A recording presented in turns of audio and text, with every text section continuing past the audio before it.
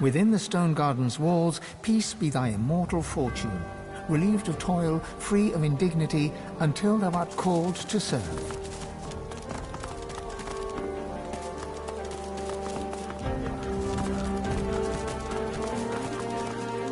As you reach to push open the heavy door, the coils and whirls of engraved wood dance into a new pattern.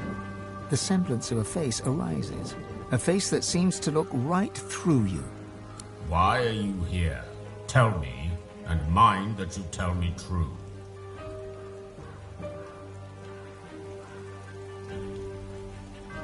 Silence greets your answer. In the distance, you hear the screech of an eagle. Worryingly, kind of a moan.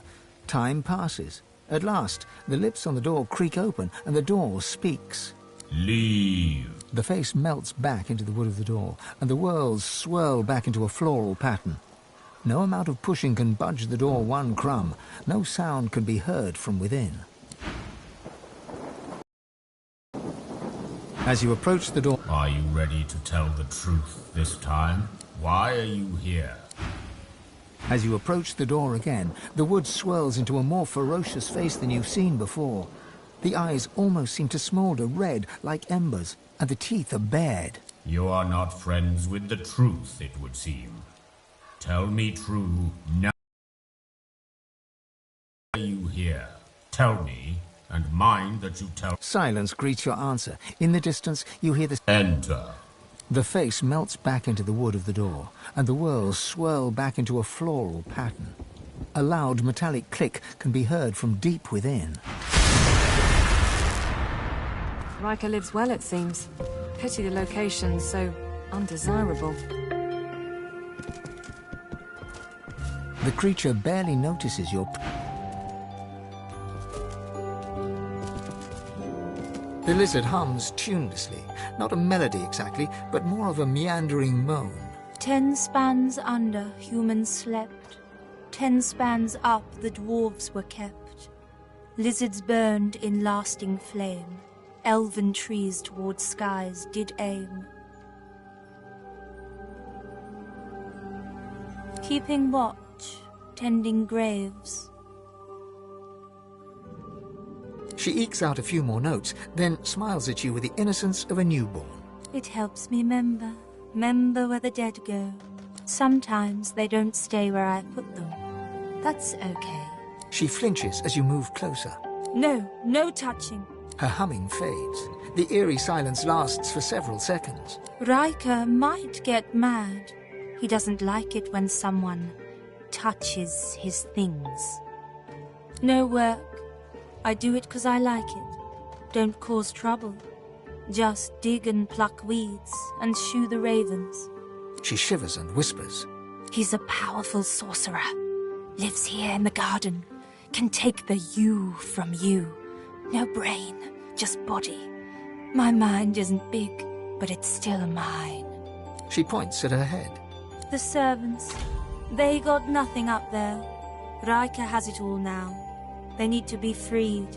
Only way, kill Riker. The servants, so lost, chained by Sorcerer Riker, but they can still go home to the hall. Set them free. The ensuing silence lasts for several seconds, until she picks up the melody once again and turns away. The masked servant does not speak. It only moans. The servant grumbles. The creature barely notices your... At first glance, the spirit seems much like its host. Hollow, detached. Yet, in its eyes, you see something more ominous, something not apparent before. Agony. The spirit nods, and its face grows even more tortured. It is trapped. By what or by whom, you cannot say. Spirit's as haunted as the graveyard it roams. The spirit does not respond.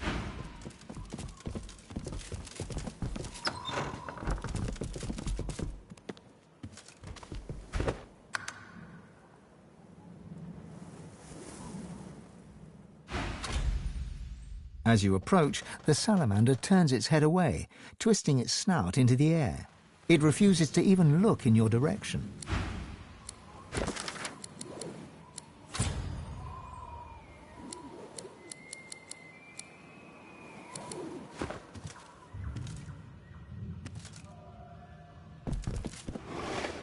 The servant responds with a blank look and a low groan.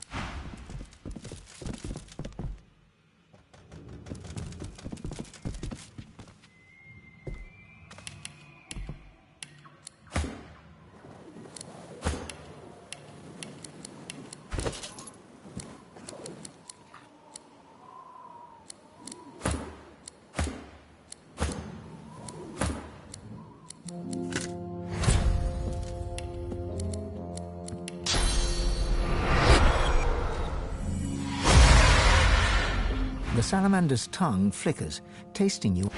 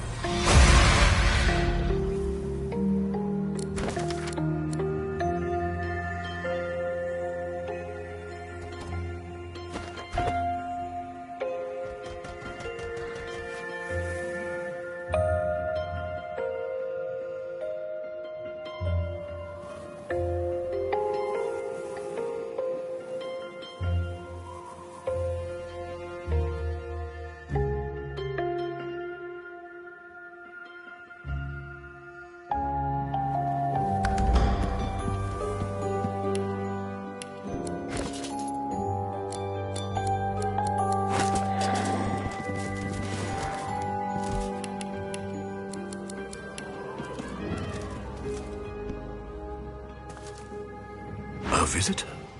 Such a rare and exquisite pleasure.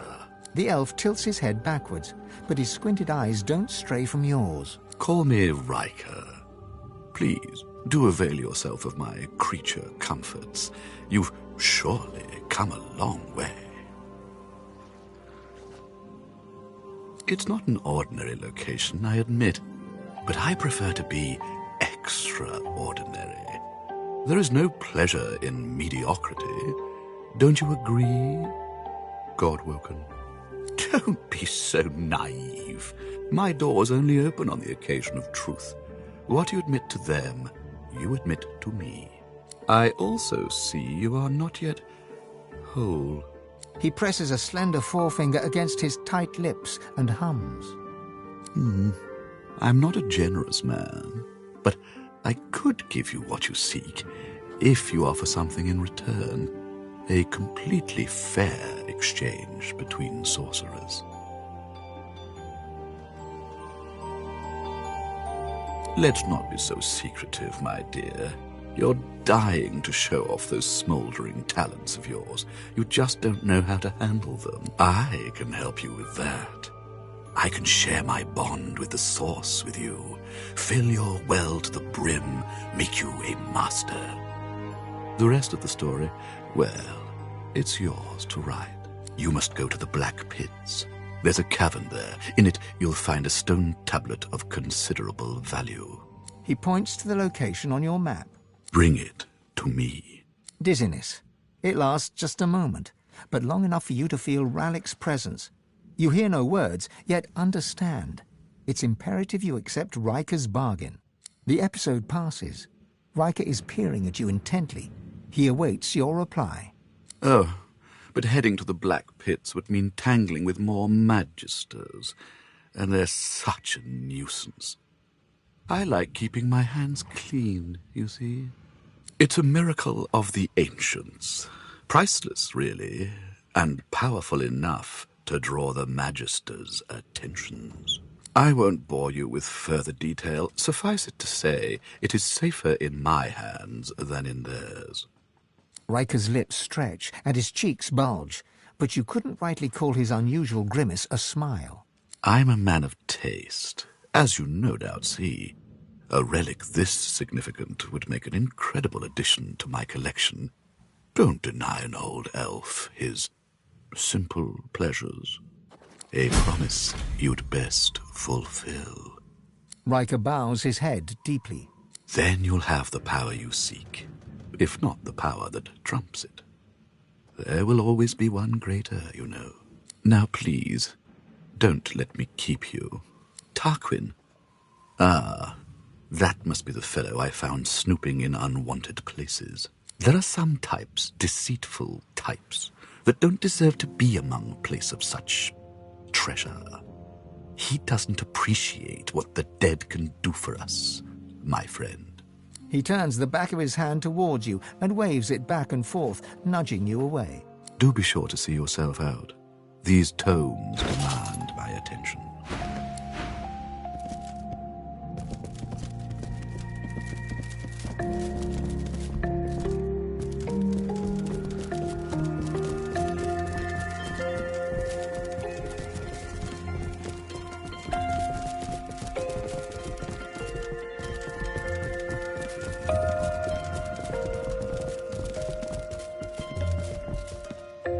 A spirit sits behind the grand piano, moving to and fro along the ivory keys.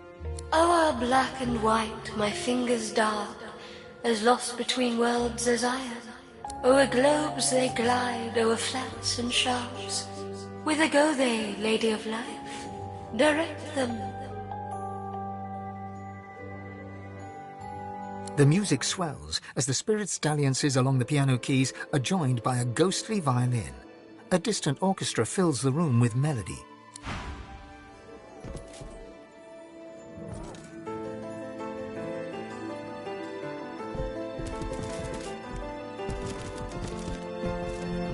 The masked servant.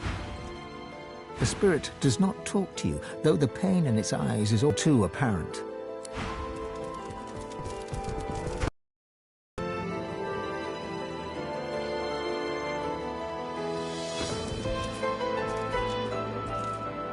My fingers are yours. Direct them.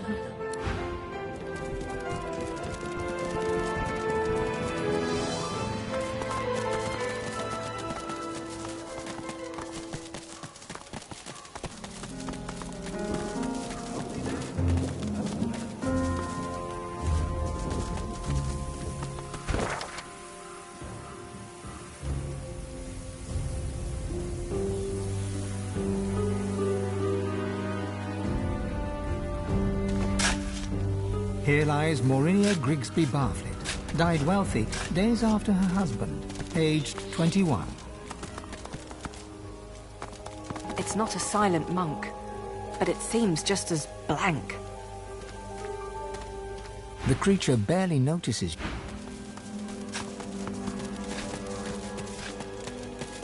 We die glorious deaths.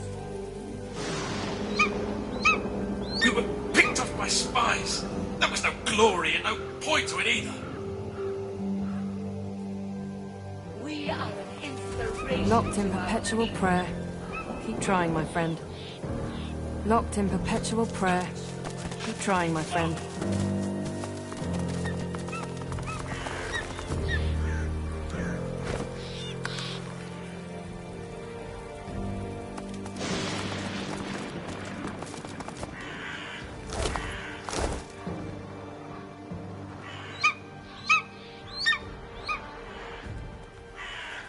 We died In glorious life, we are deaths. Earth's caretakers.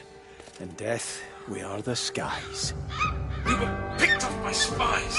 There was no glory and no point to it either. You watch yourself. There's a voice whispering promises to the dead around here. Word is that they'll be walking about with flesh on their bones again if they send you to the Hall of Echoes. You're God-woken, ain't you? You've a certain something about your aura. Don't ask me why. But someone out there's got it in for you and everyone like you. Two dwarven spirits at loggerheads. I recognise the lass. The Royal Guard had come to Bon Neffen, right on the sea. The poor, they were disappearing off the streets. The lass spoke out. The guard wanted her silent.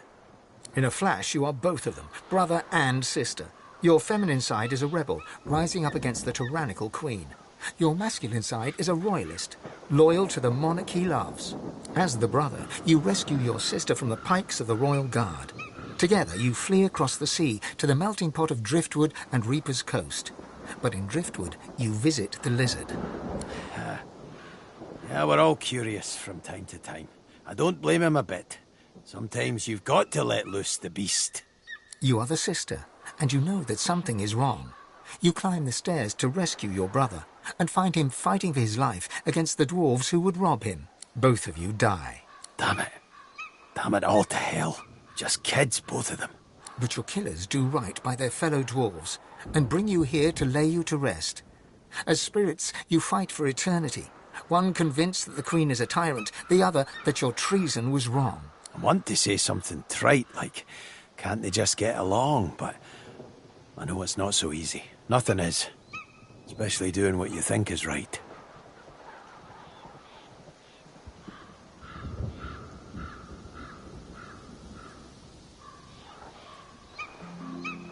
You see clearly then. He stood up for her. She stood up for everybody. It's the true measure of a heart. How you treat not those closest to you, but those you've never even met. His was big, but hers was bigger. The sister smiles. She feels vindicated. Her brother still does not agree. The rebellion was a disaster.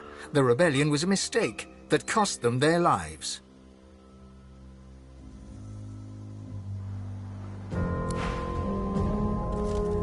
Watching the birds pick your body clean is almost soothing. At least you know you're doing some good for a creature. And it means that elf ain't getting his claws on my corpse. Not mine specifically, but he creeps from grave to sepulchre, taking what he wants. Whatever he wants. A grim expression passes across her face as she looks out over the graveyard. The dead don't rest easy in this garden. Not by half. He lives in a big house by the gate. I ain't about to wander up and ask for a name, mind you. The less I see of him, the happier I'll rest.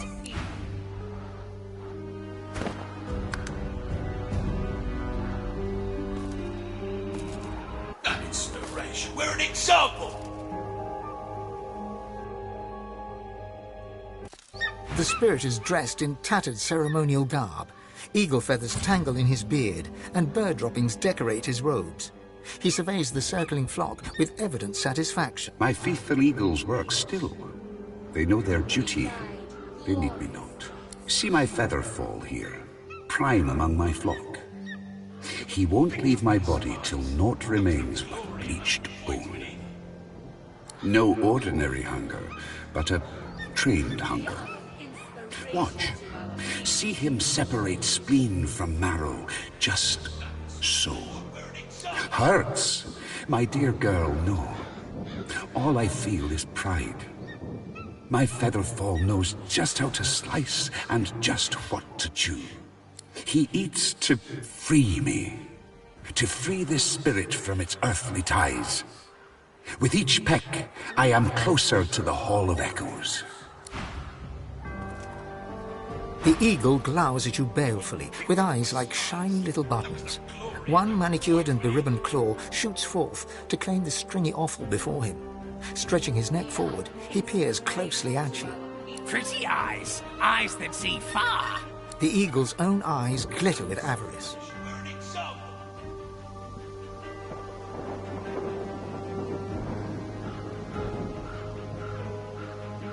Master tied them on. Pretty, pretty ribbons. Match my pretty claws. Match your pretty eyes.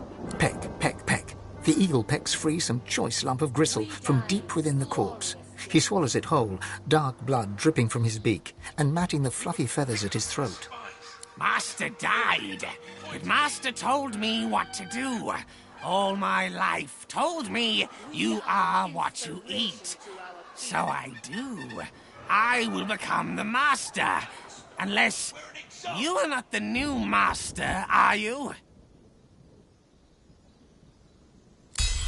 I am my own Master, for the Master is within me. I will go with you if you become a Master too. You chew it for what seems like forever, yet the texture does not change in your mouth. Tough yet moist, leathery yet slippery. It's disgusting. Sometimes you really wonder about how you make choices in life. Sometimes, like now. The eagle hops from claw to claw, peering up at you with a berserk and bird-like excitement. See? Feel it? The power!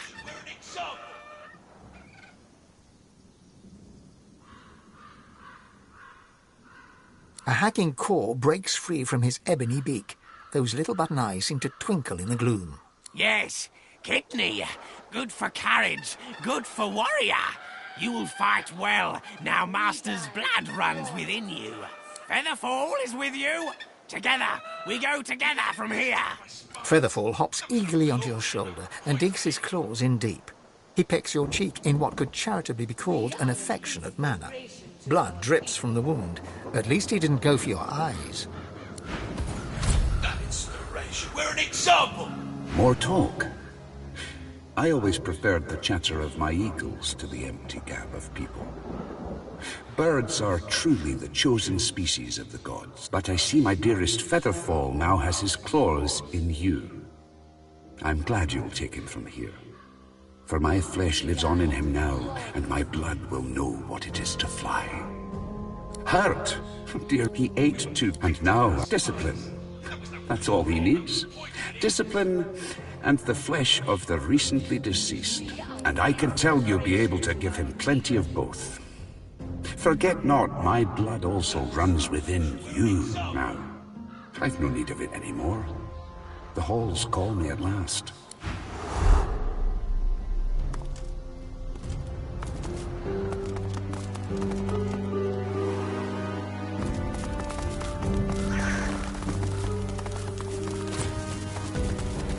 What's this?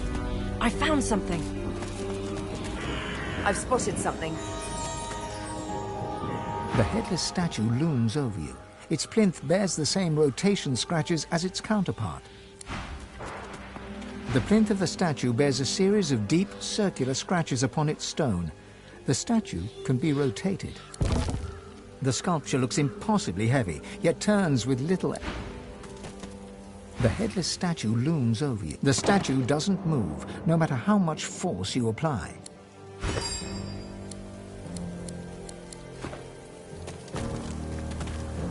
The spirit cannot speak, or perhaps chooses not to.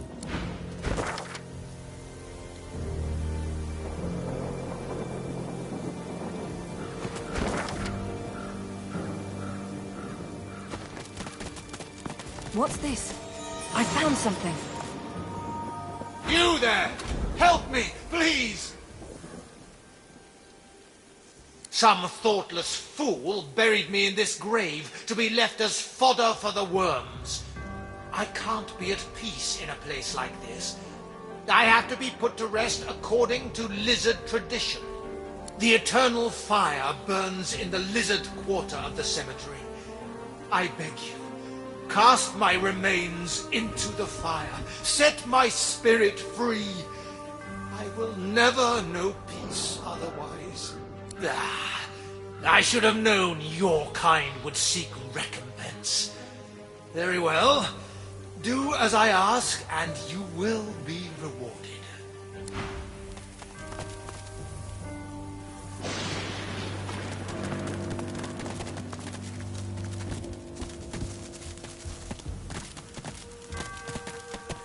Here rests some of Granson Lock. May the rest of him find peace. The bitter air warms as you near the stone monument. You are relieved of the past's nightmares and the future's burdens. All that matters is now.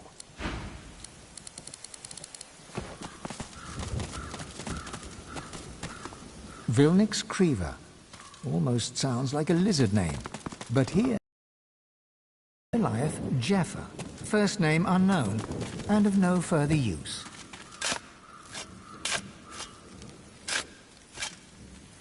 These must be the remains of that lizard spirit, just as he said.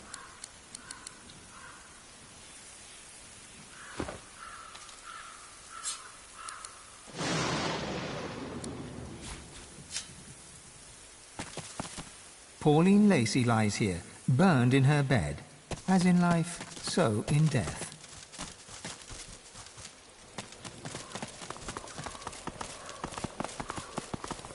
I've spotted... Help! I'm down here!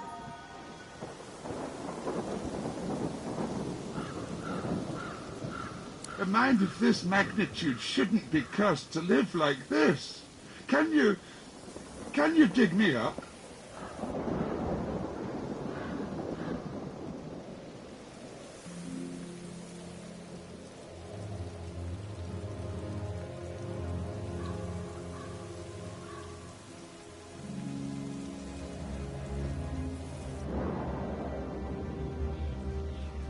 Well, I used to be... Wait, who did I used to be?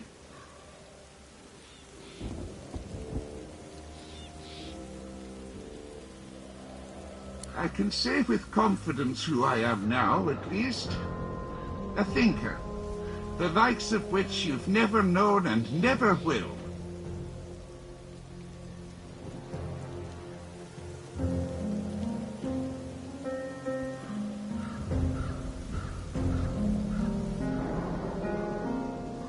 Wait! You're leaving? Don't go. I've got so much undeath still to live and so much wisdom to spread.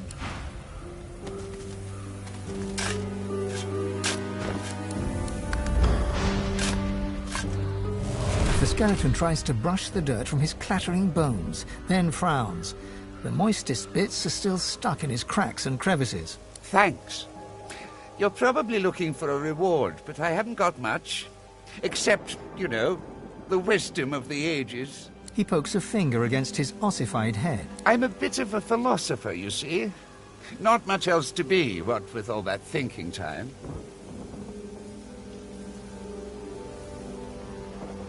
Are you questioning my intellect?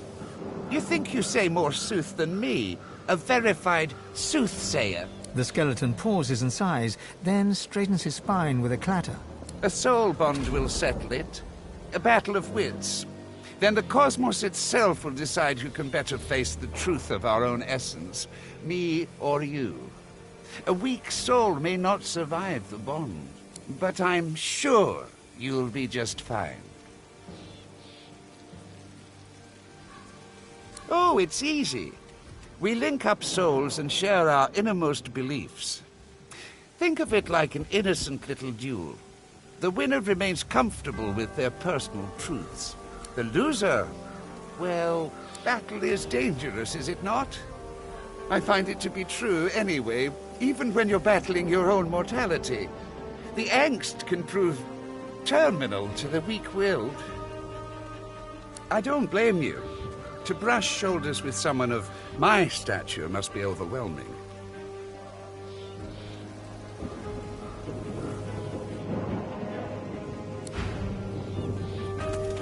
Got yourself together?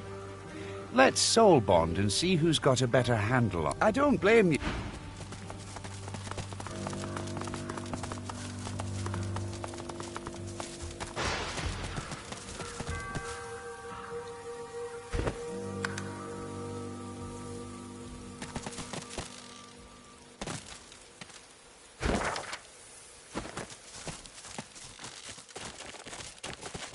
An ancestor tree. Pure grace in an undeserving world. The spirit of the tree may have much to say.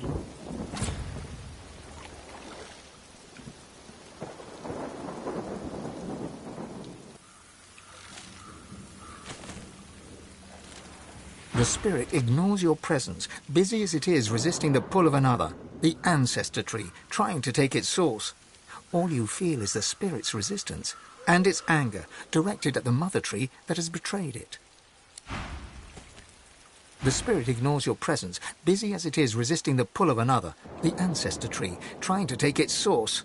All you feel is its resistance, and its hate for the rebellious scion.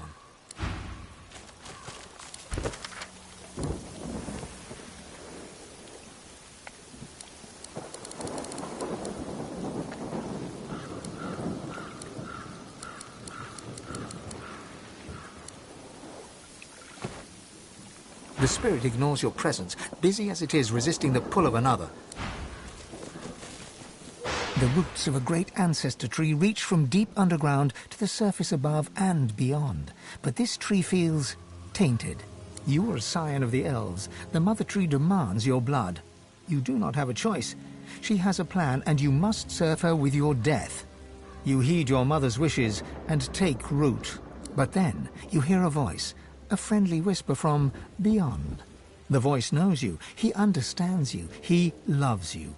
He offers you your freedom and asks but one small service in return. Grateful, you accept. In an instant, you are an elf once more, walking in the world. But your new friend begins to make demands. Small services, then larger and more often. They cause you pain. At last, he bids you guard your tree. He expects you shall have guests. You shall kill the Godwoken when they come. Then you shall be free. The thought occurs. The sign replaced one bad deal with another.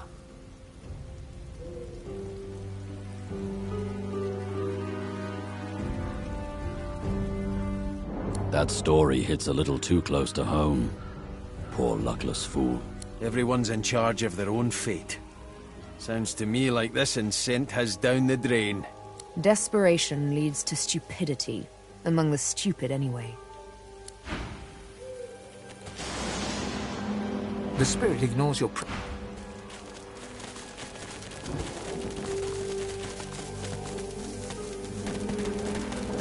Covered in fire. Even the stones are ablaze. It must be a lizard thing. It's hard not to feel some pride in reptilian engineering. I watched an elf spend hours trying to force his way into a lizard's chest. Eventually, he threw it into the flames. But still it sits there, indestructible. He did not leave empty-handed, unfortunately. I pity the poor salamander that he dragged back to his ghastly home.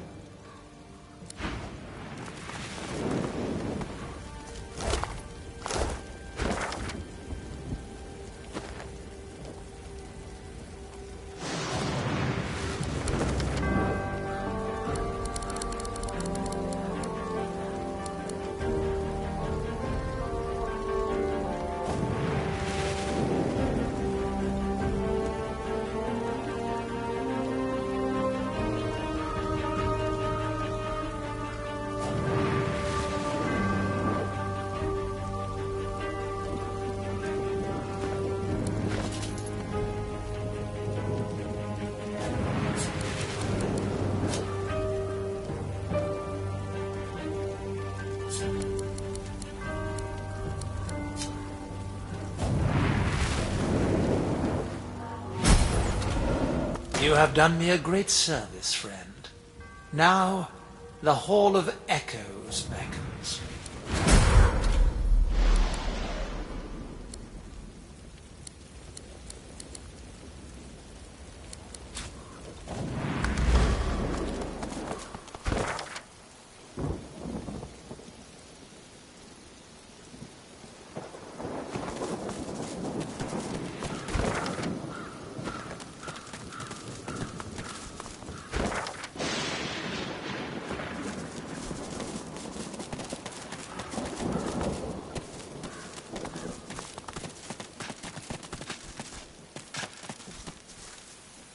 As beautiful as always, if I'm willing to whisk me away from this place.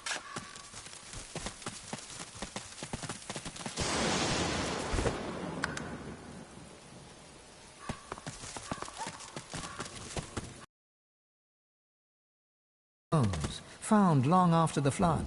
Here lies Bidsy Vanyan, drowned in rum. If the Hall of Echoes a tavern be, her seat is reserved. Here lies the corporeal flesh of mathematician Anne Grimm. Behold death, the great equalizer. Here lies Jim Friel, taciturn in life, silent in death. The dog growls and bares its teeth at you in a wide, unsettling grin. You swear you see a worm emerge from its grey-pink gums, then burrow back in. Come closer. I dare you. He sniffs, he snarls. I am death. There's no defying me. The dog's growls intensify and transform into a rhythmic rasp that mimics laughter. You swear you see the ground behind him momentarily churn and tremble. Yes, it is as I said. I am death. Flesh decays, but bones dance for me. And do I warn, not one step further. I know what you want here, but Kana's already laid claim to it. Enough lies, enough farce.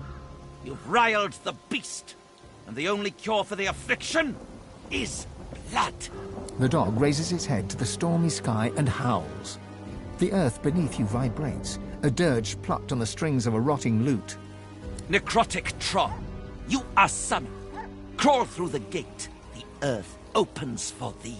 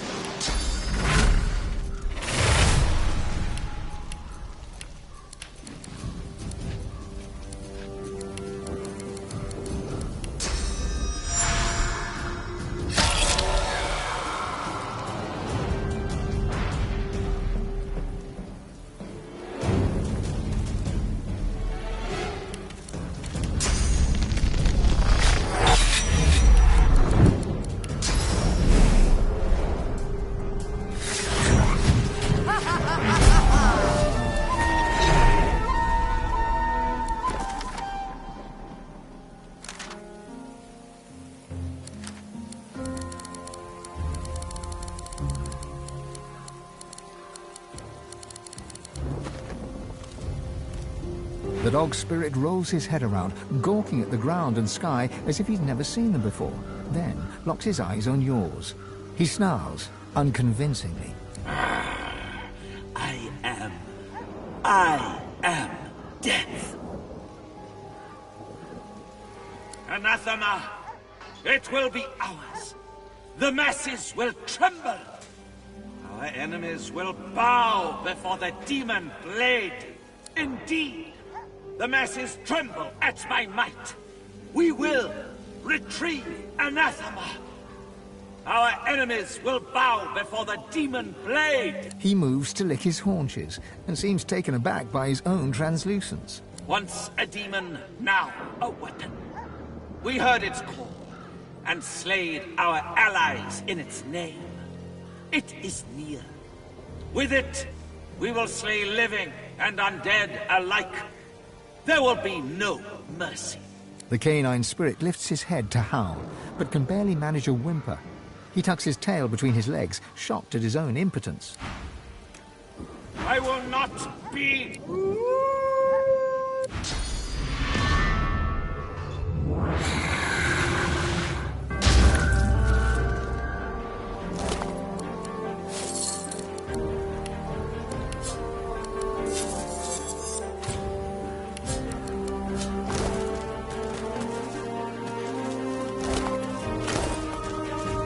Throwback to a more civilized time.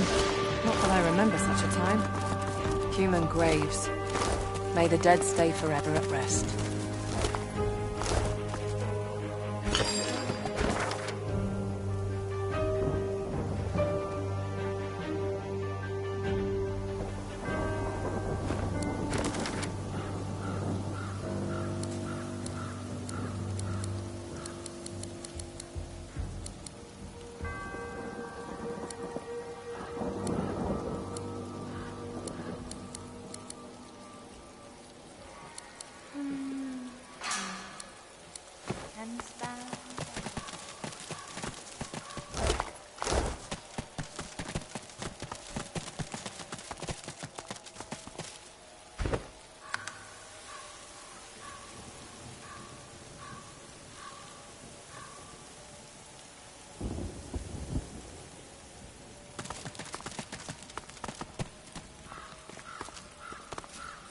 The spirit does not respond.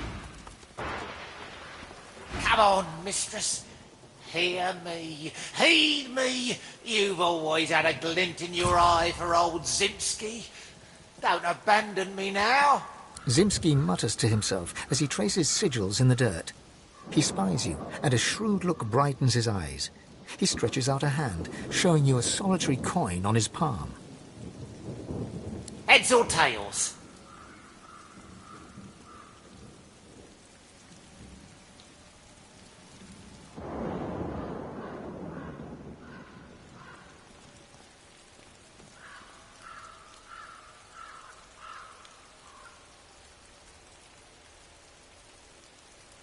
He flips the coin high in the air. It twinkles beneath the moonlight as it spins down, and he claps it to his forearm.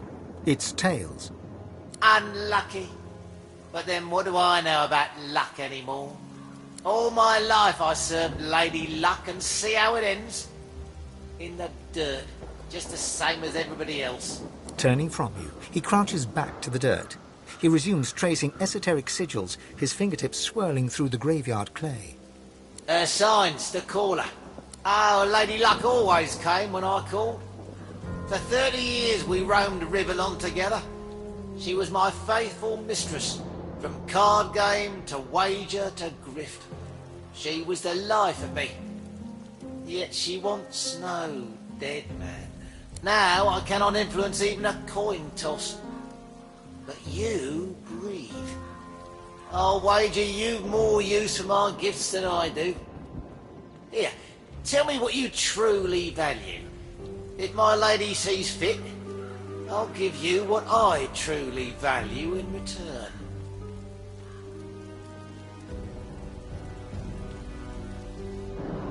Good enough? He smiles a foxy smile as he stabs claw-like fingers at your chest. He begins to trace sigils on your flesh.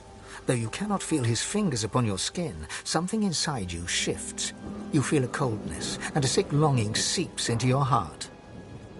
He croons incantations as he works, and his voice is like the throwing of 1,000 dice inside your brain. Your body is suddenly filled with lust for coin and craving for more. Ah, now you feel her touch. Now Lady Luck sings in your blood as she once did in mine. And now I feel nothing.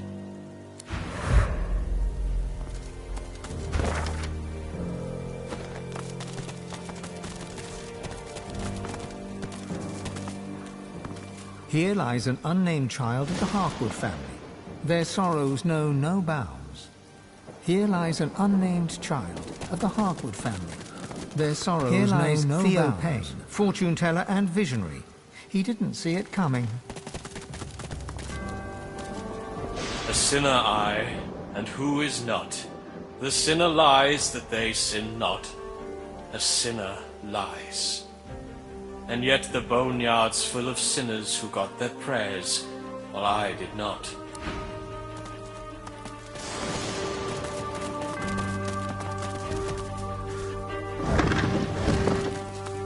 Here lies Phylan Surrey, whose family's generous patronage helped build these burial grounds, and who refused to be buried in the Surrey crypt.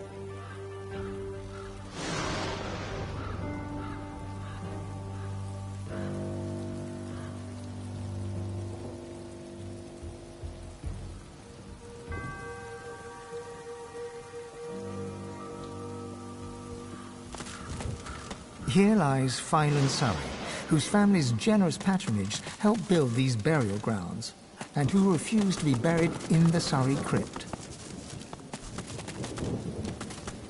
Here lies Galen Heavendale, a lost soul, executed in his prime, aged 19.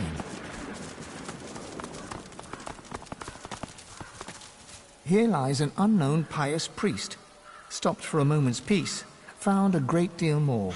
We are glad to give him rest. Here lies an unknown vagabond who died in her sleep with her boots still on. We are glad to give her rest. Here lies an unknown thief who drank too much and gave herself away. We are glad to give her rest. Dorild, or whatever his real name was. We are glad to give him rest. Here lies an unknown adventurer who came to us with tales of blood and died still with all his own. We are glad to give him lies an unknown tall man, fell hard upon hard times, and barely fit the box.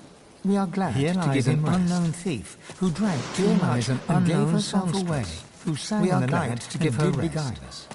We found her body in the morning. We are glad to give her rest. Unknown ne'er-do-well, tried to steal the wrong man's gold. We are glad to give him unknown alchemist, whose scars glowed after her death. She lies here, but not in darkness.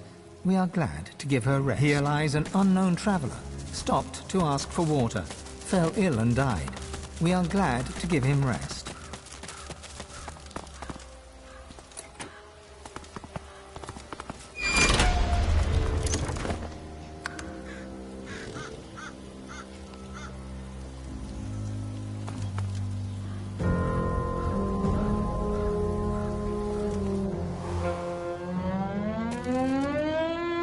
So still here, like the air itself's been petrified.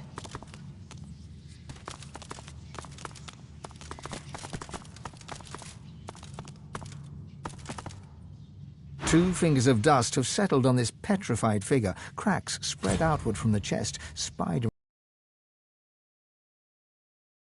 The petrified body is both hard and brittle, as if it might shatter were it to topple. Two fingers of dust have settled on this petrified... This statue was once a living being. Perhaps it can be revived.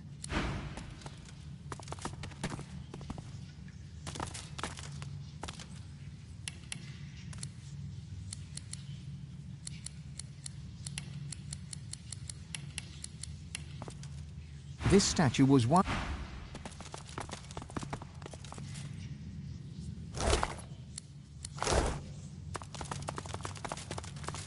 You scrape your finger along the statue and note the dust that coats it. It's haunted this tomb for some time, it seems.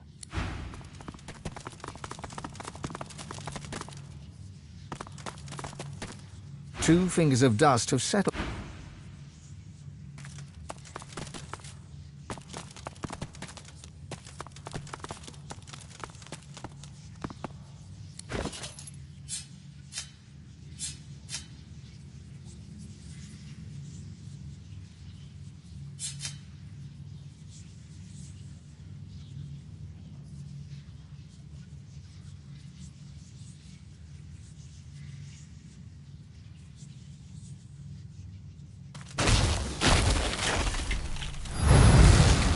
Well, isn't this rich? Cursed by a coffin and rescued by a random rube.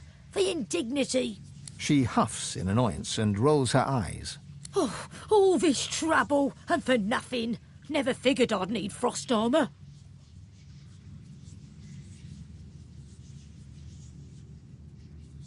A mutt? Oh, girl, he's no mutt any more than I'm a maiden. Oh, but do forgive me. I haven't expressed proper gratitude.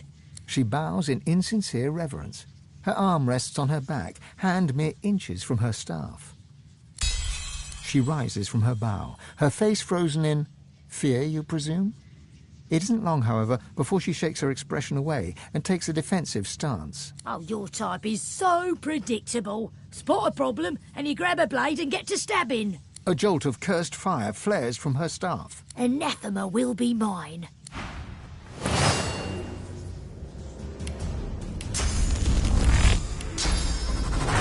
I'll yield to none.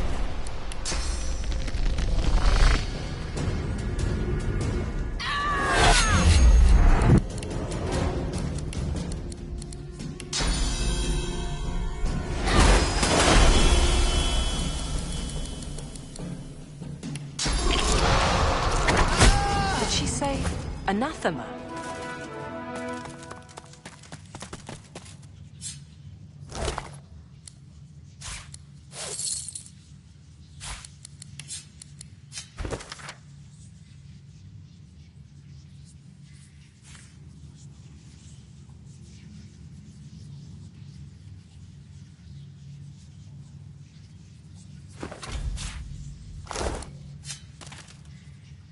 The spirit's lip curls upwards. She opens her mouth as if to speak, but her words fade in the tomb's chill. The longer you gaze, the more your inner source churns. You are drawn into her, her mind, her body, her past. They are no longer hers, but yours. You sit at a fire. At your left lies a black dog, basking in the warmth. Others huddle behind you. A young elf, a grizzled dwarf, and a skeleton, an undead. You hold a parchment up to the light and point at it. It is there that anathema can be found. The sky is dark, and the roaring fire is now a sad flicker. The others lie around it in a circle, but you hear no snores. Their chests neither rise nor fall. Their eyelids never twitch. You look to your left. The dog's yellow eyes lock with yours, and the two of you turn from the ring of corpses, and you gasp as you are thrust into the present. You take a few deep heaves, then glance at the spirit. Her mouth continues to gabble, but you're grateful that only silence reaches your ears. Canna's spirit convulses in response. Her ghostly arms reach out, not for help, but instead to flash you a final rude gesture.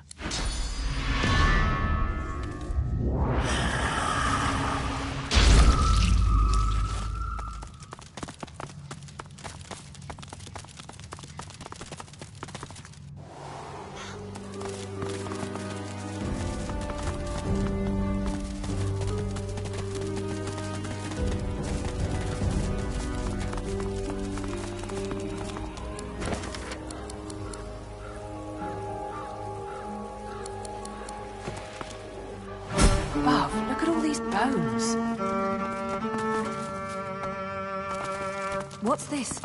I found something.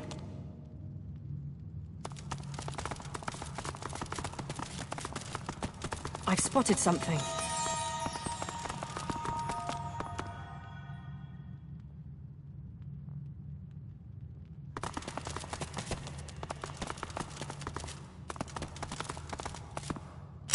Still stuck. There must be another one. Success!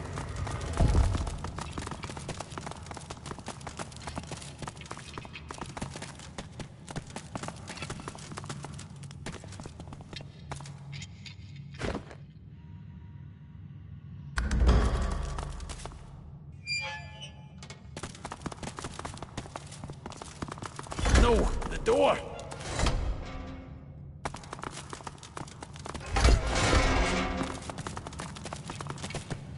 Shut tight.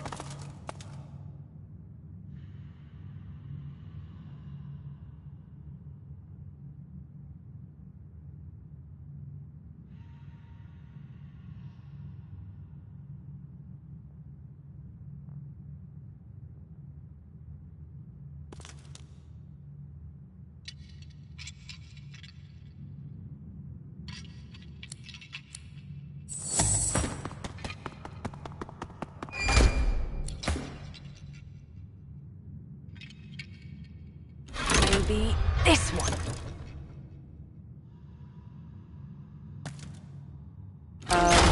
What did that do? Hey, that, it did something.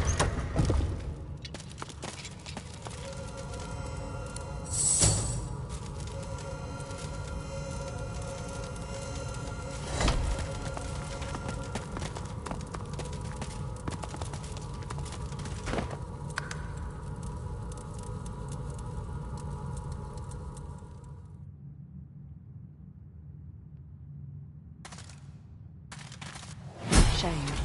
All this well's just been going to waste.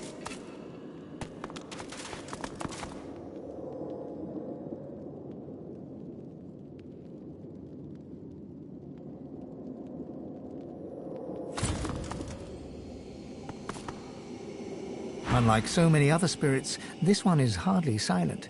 She clicks and squawks the moment you approach her, like a cornered crow facing down a hungry owl. Are you the new son, then? A pity. Seems the standard is plummeting quickly. You brought my tea, have you?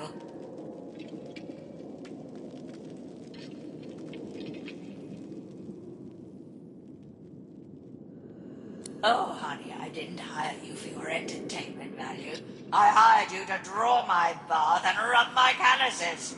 She raises her leg and pokes her foot towards. As you see, they need a lot of work.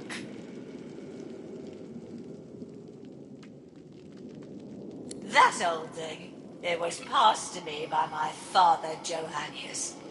And my father's father Johannius. And my father's father's father's father Johannius. Don't know what happened to the one in the middle. Don't rightfully know what it's supposed to do.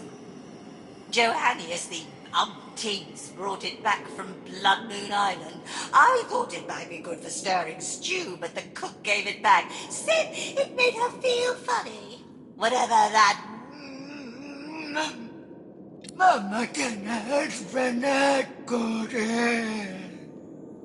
The spirit stands there smiling, utterly oblivious to her own outburst, leaving you to ponder the strange words she shouted.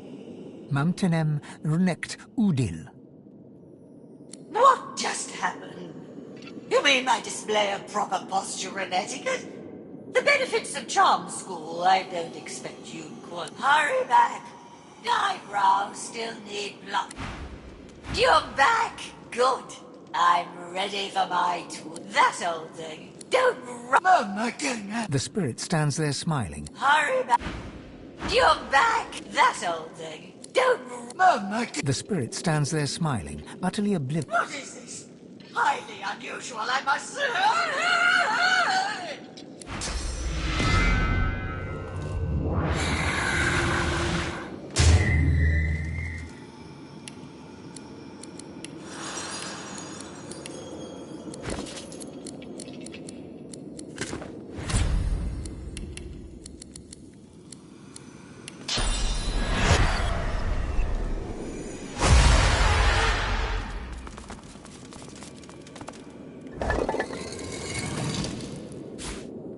Feel the unusual object's vast energy before your hand even touches its smooth surface.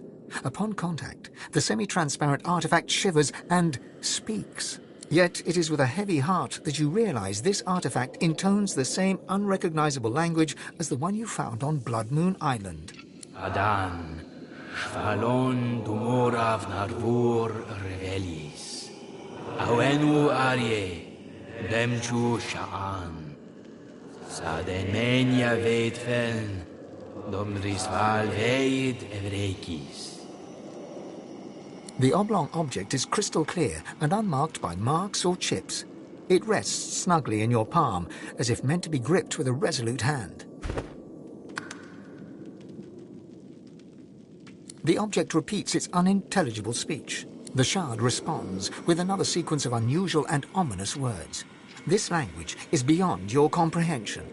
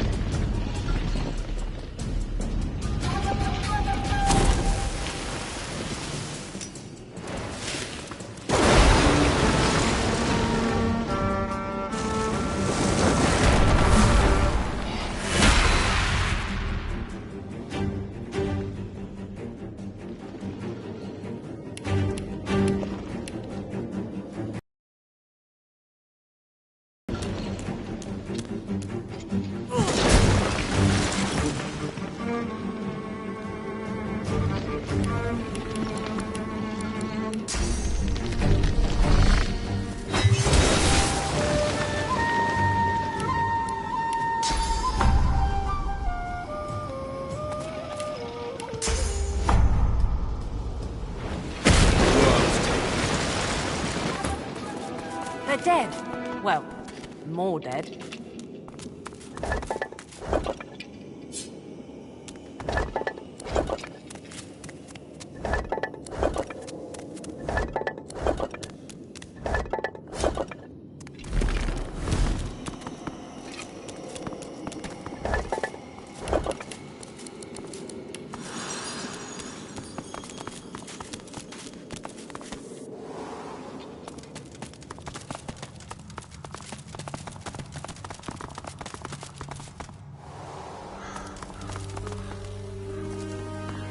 This thing speaks to me, but what is it trying to say? Wild guess here, but I'll wager this relic will turn out useful for killing. Somehow. Doesn't make any sense. I don't want to find out if that's a warning or an invitation. Sounds like any other plea for mercy to me. Utter nonsense.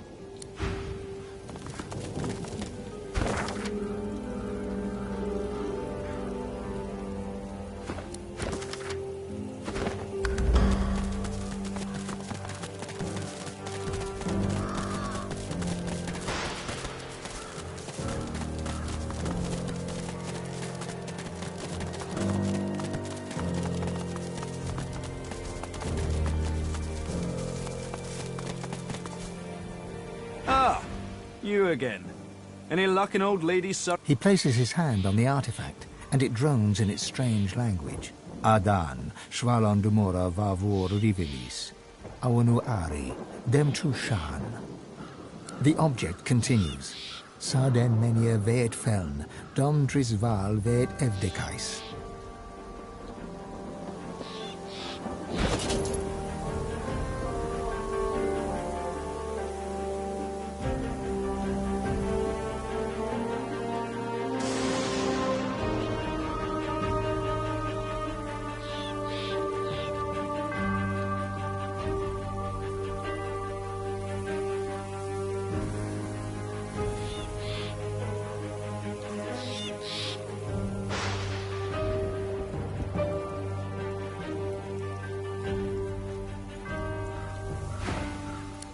True, then. Anathema. Within reach. Tell me, is this all there was? There weren't any other curios in there?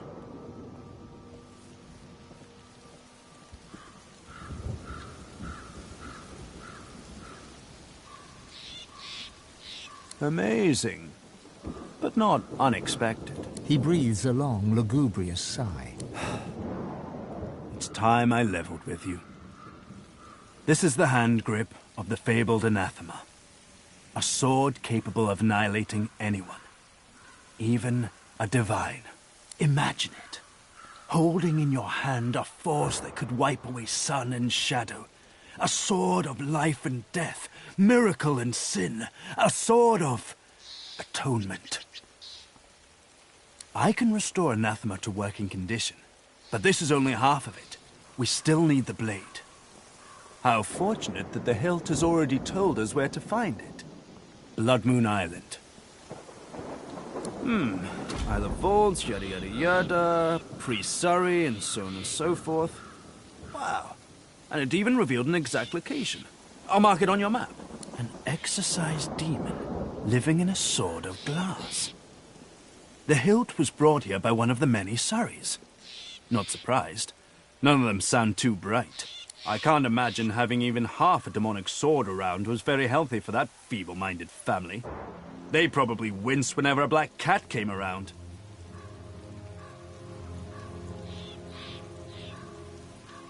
You rightfully consider me a scoundrel, but I'd rather you think of me as a lovable scamp. One that you can rely on. Or perhaps you'd rather place your trust in someone else. Maybe Dallas. I'm sure she'd love to have a weapon that can destroy a Godwoken with a simple wink and nod. Well, you may not always have the smarts, but you've sure got the spirit. Blood Moon Island awaits, my friend. It's a bit of a jaunt, but this gives me time to prepare my workspace. We'll catch up in the Lady Vengeance, yes? Tarquin doesn't wait for an answer. His attentions are already turned elsewhere.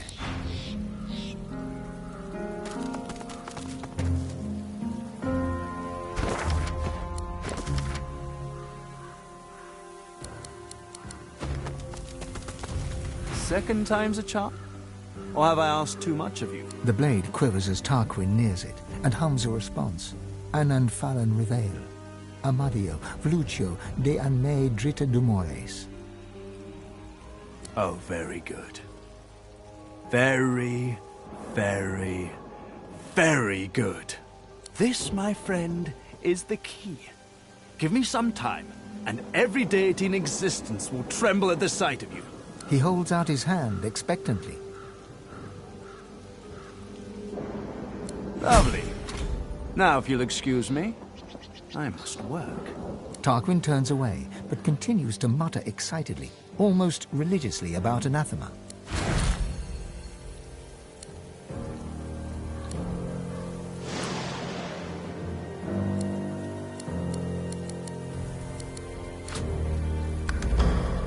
Let me think. A sprinkling of skull dust, a vial of dog's drool, dried gillweed, a few more odds and ends, and I can get back to the ship.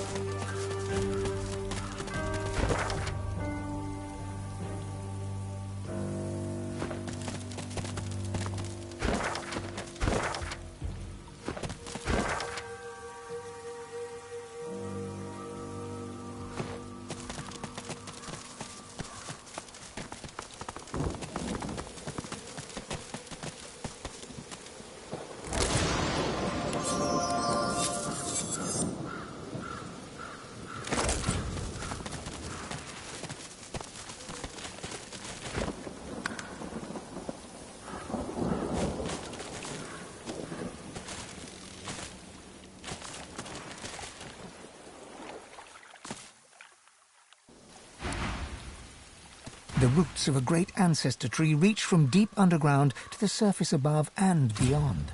But this tree feels tainted. The spirit ignores your presence, busy as it is resisting the pull of another, the ancestor tree, trying to take its source. All you feel is its resistance.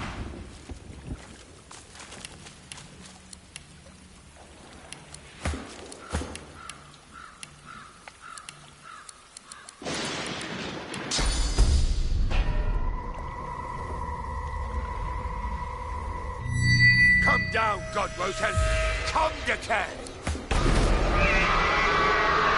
An undead elf steps from the shadows. He looks powerful, but when he speaks, he is in pain. Welcome, Godwoken, to your grave. I promise you, decay.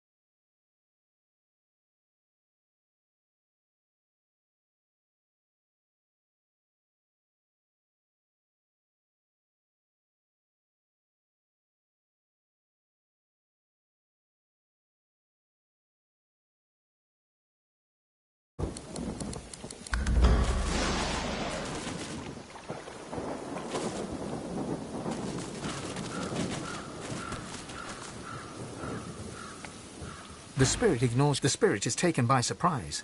All its resistance was focused on the tree, but you are stronger, and suddenly its source is yours.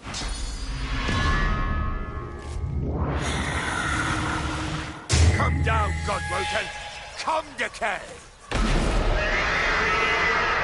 An undead elf steps from the shadows. He looks powerful, but when he speaks, he is in pain.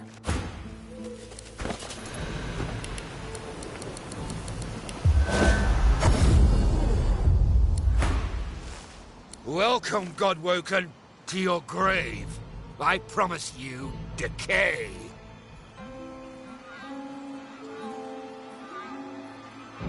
I decay.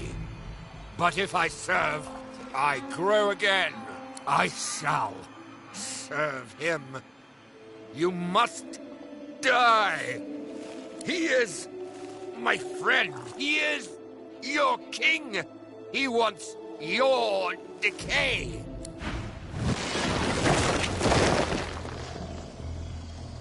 Rise, my rotten army. Rise!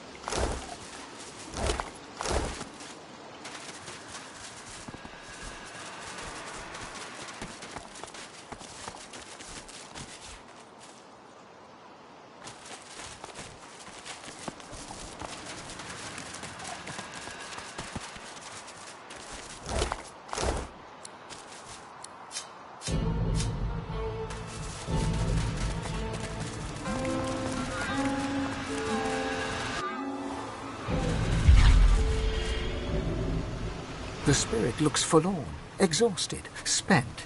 Nothing remains of the life you led. The long years after death, resisting the tree as it tried to take your source, have left you with little more than an overwhelming sense of betrayal. Relief flows through you. The spirit slips away. The spirit looks angry. You have been a spirit for a very long time indeed. This afterlife has been spent resisting the pull of the ancestor tree that wants your source. You've always hated the scion of the tree for seeking your destruction. Once he served the hated mother tree. You hate her too, but now the scion has taken a darker path. But he still wants your source. Relief flows through you as a realization grows. You may leave. The spirit slips away.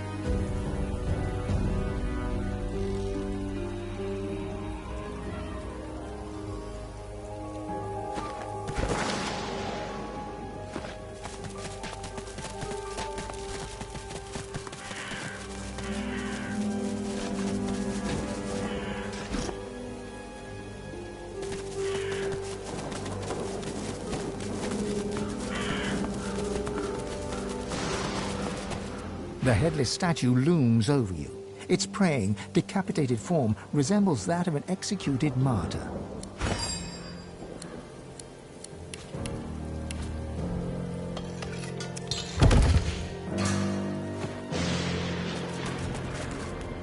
The plinth of the statue bears a...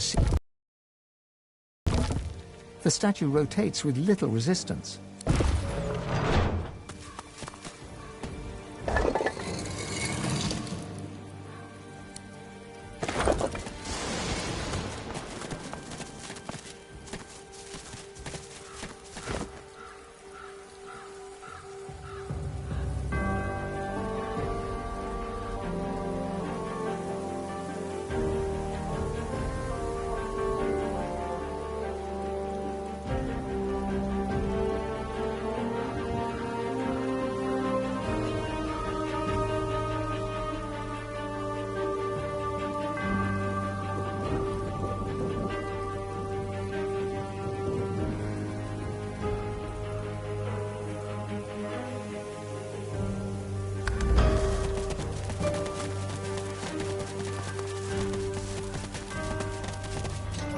This part is gated off from the rest. Whoever is buried here must have been important.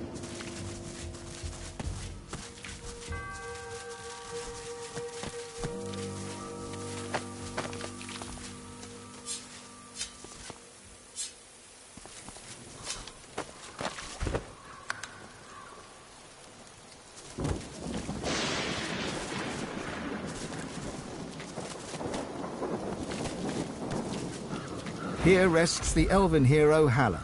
He served Lucian the Divine with great vigor and defended the farmers who feed Reaper's Coast against pitiless bandits.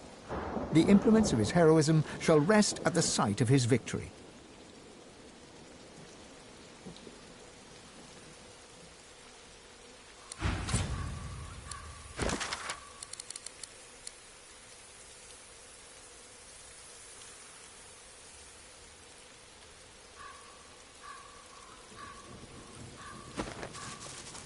Here rests the human hero Garrick. He served Lucian the Divine with immense skill and slew the necromancers who preyed upon the dead of Stone Garden Cemetery. The implements of his heroism shall rest at the site of his victory. Here rests the dwarven hero Bromley. She served Lucian the Divine with honor and cast out the demons that plagued the great woodlands. The implements of her heroism shall rest at the site of her victory. Here rests the lizard hero Vidia. She served Lucian the Divine with great dignity and vanquished the strange beasts that arose from the primordial caverns of Reaper's Coast. The implements of her heroism shall rest at the site of her victory.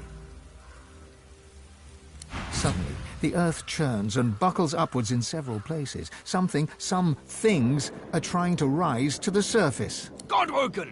You must fall! The God King demands it! You must fall, so that we may rise. Let your blood quench our roots, so we may grow. The covenant shall be fulfilled.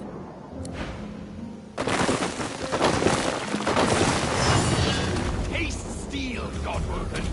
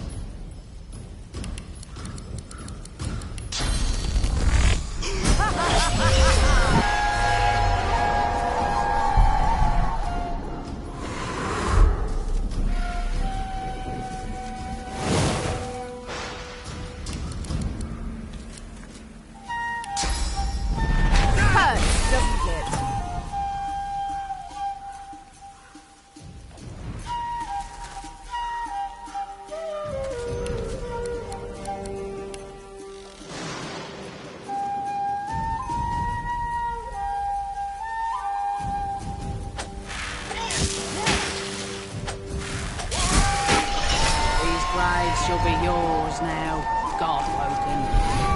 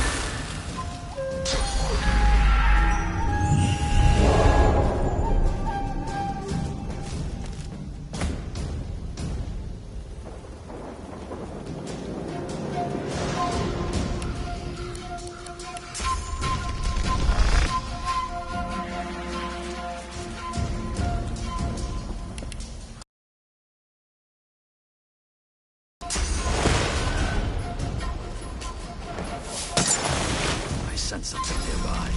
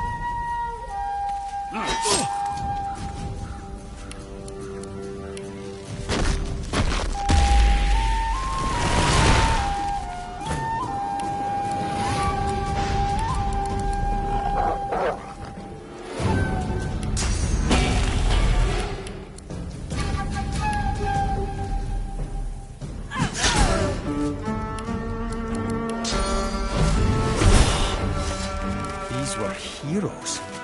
What happened to them? And what's this covenant? The heroes of Driftwood lie at your feet, dead for good this time. Whatever this covenant is, it didn't bring them victory. I wonder what prize was sweet enough to make him into this. They were corrupted somehow. If it could happen to them, it could happen to us. We should be cautious.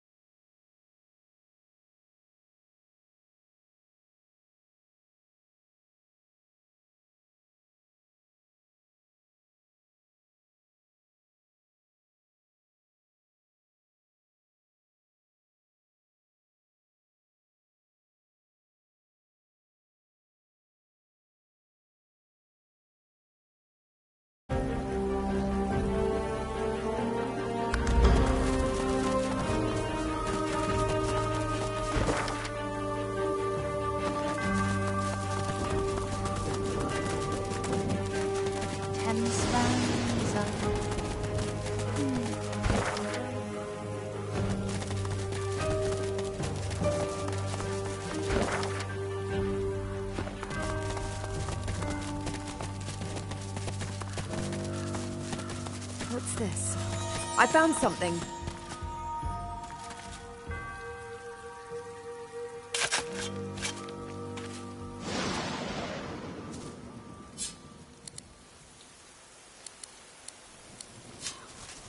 Here lies Margelinia Pruitt, who won many battles, at the bridge and elsewhere.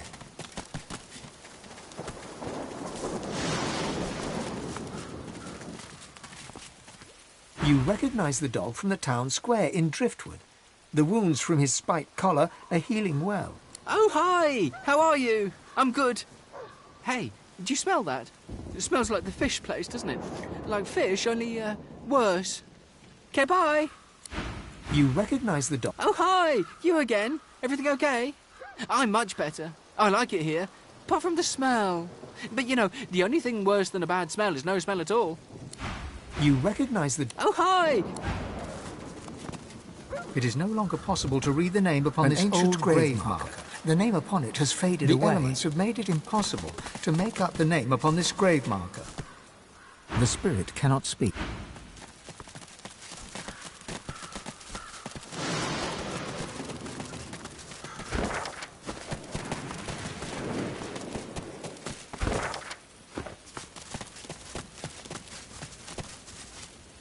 The spirit sings a long-forgotten tune in a long-forgotten language.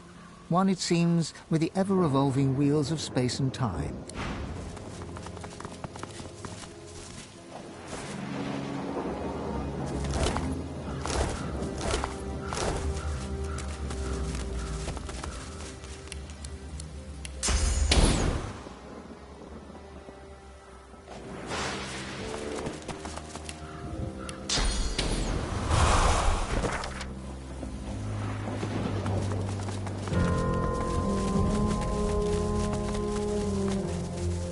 Here lieth Haverley North and child, struck down by a sorcerer fiend most vile. Here lies old man Malik. No dancing on this grave. She is always a warm sight in weary times.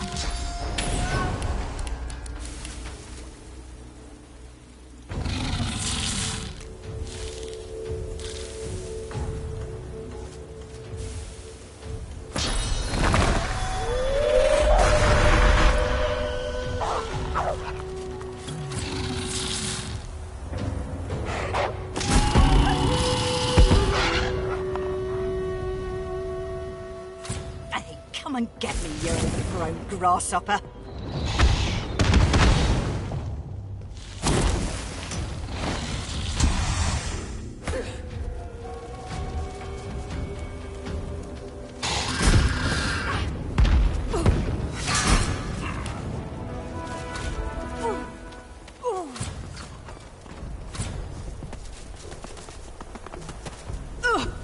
They got me good.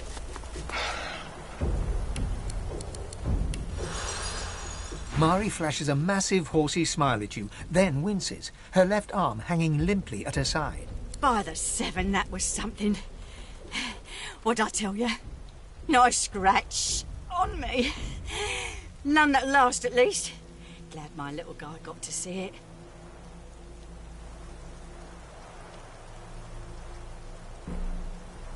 With an attitude like that, you ought to join up with the Order. They're always on the lookout for fighters like you, especially these days. Didn't catch your name, though. I'm Mari. Barin? My loyal lad. I've got to run or waddle back over to him. Guess those beasties landed a swipe or two after all. She winces and clutches her belly, but slaps you hard on the shoulder with her other hand. We owe you a debt. If you hadn't rolled in when you did, I might be whistling Teedle-Dee in a Voidwoken's belly by now.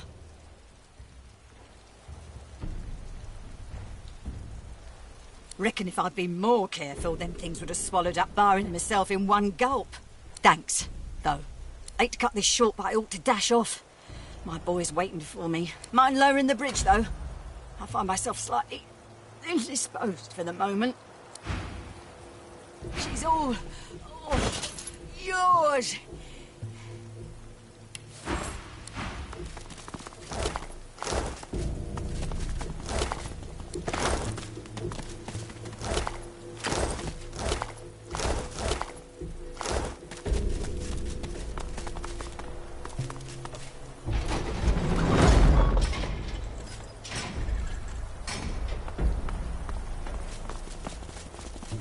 There you are, my good-looking lad. Ma! Let me get a good look at you. You're okay? Course I am, Ma. Are you? Fit as a fiddle. And twice the size. And the house? She'll be all right. And how's my little spider monkey doing? Safe and sound?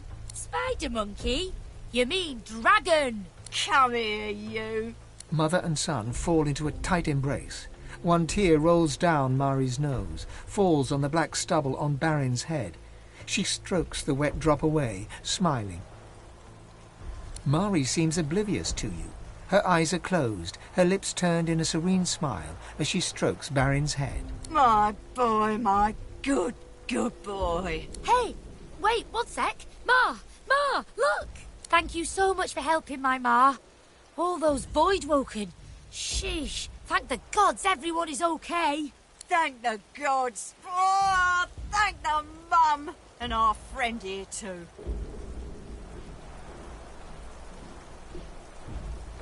Believe it when I see it, but hey, I know a good arm when I see one.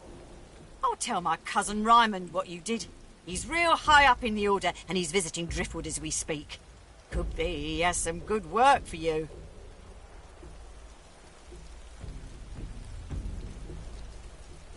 Some dwarves, locals, attacked a Magister caravan. Must have been sorcerers inside. Voidwoken must have sensed them. Came in formation like a proper battalion. Never seen anything like it. No match for the bomber pair at the Bridgeside Cottage. Right, Barin? As rain. We're off into town. Best of luck to you, mate. Way inside.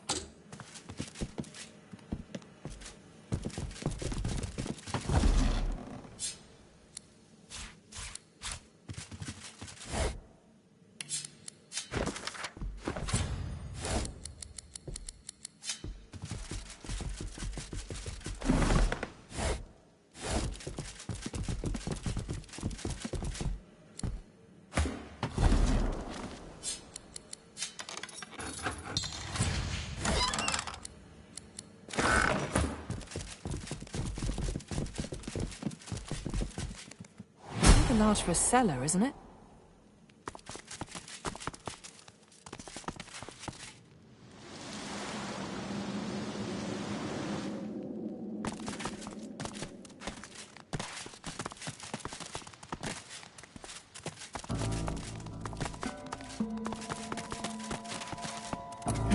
I'm sure there must be a safety switch down here somewhere. I've spotted something.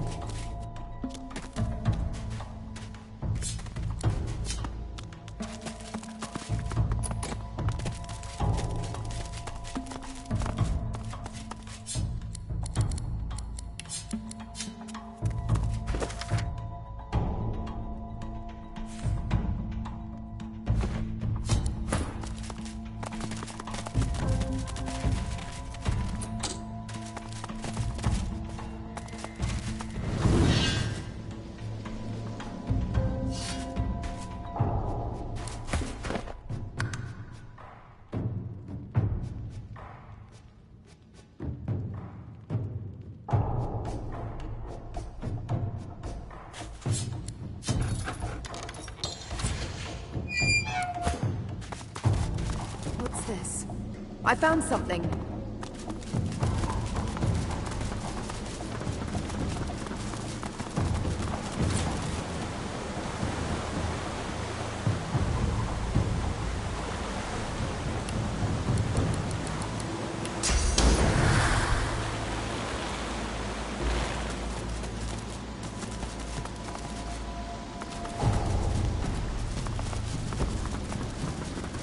I've spotted something.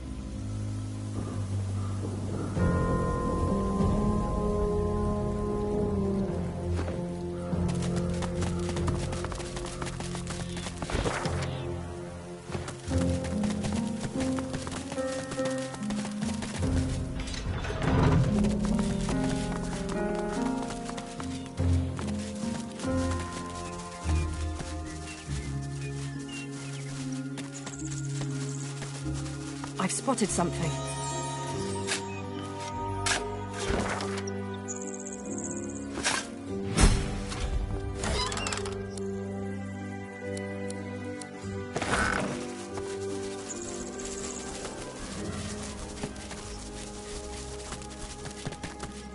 I've spotted something. It's true what the old miss told me. Victor, she said, you can't gamble forever. It's only a matter of time before your luck runs out. Bless her heart. The shaggy dog keeps his distance, wary eyes sizing you up as his hackles rise. You run away, everyone here run away, all run from something. Like sticks, balls? Understand, I understand. I ran away from bad man. Very bad man. Man wanted to make me spider food. I know, I can sniff good and bad, like a bad. He paws a few tentative steps closer and sniffs all around you, nose wrinkling with concentration. Some bad, most good. Good enough, good enough. He bounds forwards and licks your face effusively. His breath stinks of graveyard clay and ancient bones. Immediately, you feel an allergic reaction developing on your cheek, hot red blotches spreading in an angry rash. The dog scurries away to sniff about the area, leaving you with his approval and an itchy face.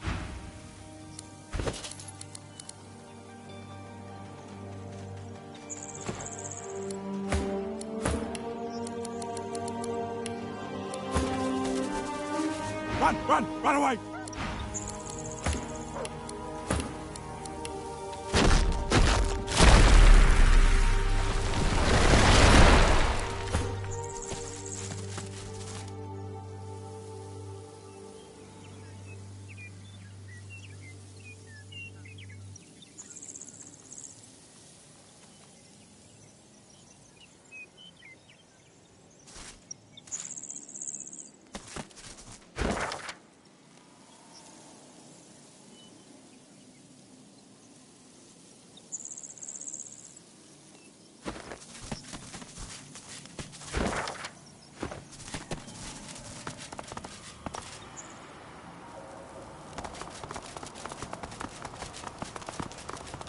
Looks like this place has seen better days. Much better days.